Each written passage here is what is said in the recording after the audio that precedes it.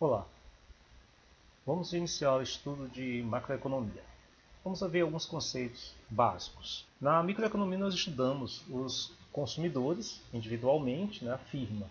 Agora nós vamos estudar os grandes agregados. Quais são esses grandes agregados? Renda e produtos nacionais, investimento, poupança e consumo agregados, nível geral de preços, emprego e desemprego, estoque de moeda e taxa de juros e balanço de pagamento e taxa de juros. Nós temos a política macroeconômica, ela tem finalidade, ela tem metas. Então, quais são as metas? Manter o pleno emprego de recursos, todos os recursos empregados, em sua capacidade máxima, estabilidade de preço, distribuição de renda socialmente justa e crescimento econômico. Cuidado para não confundir crescimento econômico com desenvolvimento econômico. O crescimento econômico ele indica que o país está crescendo em quantidade de produto interno bruto. Mas nem todo país que tem uma alta taxa de crescimento de produto interno bruto tem uma boa distribuição de renda. A exemplo da China, em termos de desenvolvimento econômico, não está bem aquém de outros países, como Estados Unidos e Europa. Nós vamos ver 4 mercados: mercado de bens e serviços, mercado de trabalho, mercado financeiro e mercado de divisa. O mercado financeiro nós vamos agrupar em monetário e mercado de títulos. Mercado de bens e serviços e mercado de trabalho estão do lado real da economia. E o mercado financeiro e de divisas estão do lado monetário.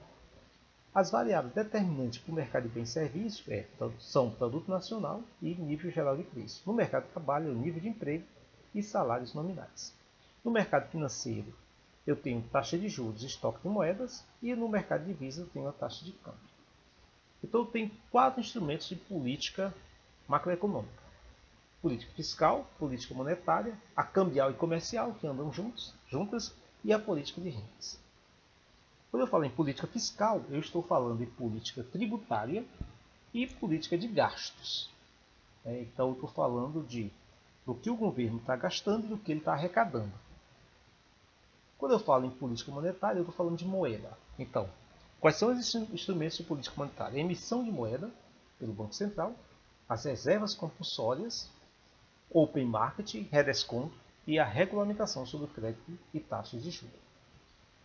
A reserva compulsória é muito importante porque ela é o percentual sobre os depósitos que os bancos comerciais devem reter junto ao Banco Central. Como o Banco Central é o banco dos bancos, parte do que é depositado nos bancos comerciais obrigatoriamente tem que ficar no Banco Central. Então, por meio desse percentual de reserva compulsória, o Banco Central ele faz um controle sobre a política monetária. Da mesma forma, a venda e compra de títulos. Quando o governo quer diminuir a quantidade de moeda, ele emite títulos. Quando ele emite títulos, a pessoa vai comprar o título, ela está entregando dinheiro para o governo. E, portanto, moeda sai de circulação. A taxa de redesconto também, como o Banco Central é o banco dos bancos, os bancos comerciais recorrem ao Banco Central quando precisa de empréstimo. Só que isso é uma taxa. Essa taxa chama taxa de redesconto. Por meio dessa variação dessa taxa, o governo também faz sua política monetária. E a regulamentação sobre crédito e taxa de juros, quando o governo ele aumenta a taxa de juros, diminui a taxa de juros. A política cambial o instrumento dela é a taxa de câmbio, a variável, é a taxa de câmbio por meio. A taxa de câmbio é justamente a relação entre as moedas de países diferentes. E eu tenho a política comercial, que são as exportações e importação. O governo, quando ele quer atuar sobre essa política, ele incentiva as exportações, e desestimula ou desestimula as importações. Aí eu tenho o fluxo circular da renda. Nesse caso, está bem simplificado, eu só tenho 2 agentes econômicos, que são as famílias e as empresas. Nesse caso, eu digo que a economia é economia fechada e sem governo.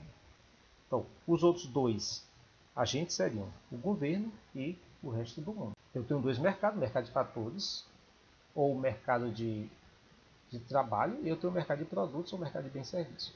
As famílias, elas ofertam aqui no mercado de fatores mão de obra e recebem pagamento por essa mão de obra.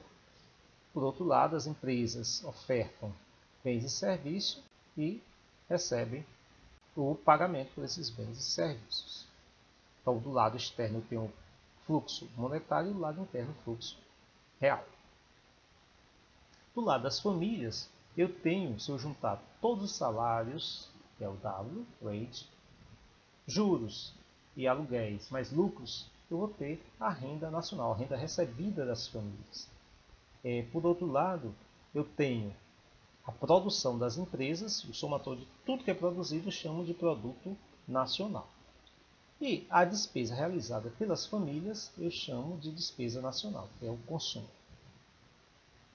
Então, quem é o salário? É remuneração do serviço do fator trabalho, o aluguel é remuneração do serviço do fator terra, o lucro é a remuneração do serviço do fator capital físico e o juro é a remuneração, é aquilo que é pago pelo fator capital monetário. O produto nacional é o valor de todos os bens e serviços finais produzidos em determinado período de tempo. Não entra na conta do produto nacional os bens e serviços intermediários. Então, se eu vou contabilizar, por exemplo, carro, ele entra só o carro final, né? A não ser que eu esteja tratando de vendas de peças de automóveis, né? Porque aí a peça de automóvel seria um produto final. Mas quando eu vou calcular o carro, eu já calculo apenas o valor do carro do bem final. A despesa nacional, portanto, é o valor das despesas dos vários agentes na compra de bens e serviços finais, que é o consumo. A renda nacional é tudo que é pago às famílias, salários, juros, aluguéis e lucros. E há essa identidade, que o produto nacional tem que ser igual à despesa nacional e igual à renda nacional. Como eu falei, eu posso calcular o produto nacional pelo preço dos bens finais ou pelo valor adicionado. Quem seria o valor adicionado? Suponha que eu tenha trigo, farinha.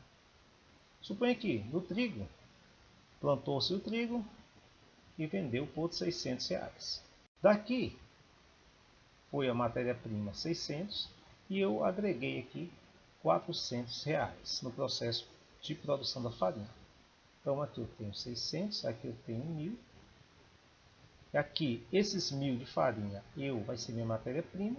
Eu vou acrescentar R$600 aí e eu vou vender o pão por 1.600.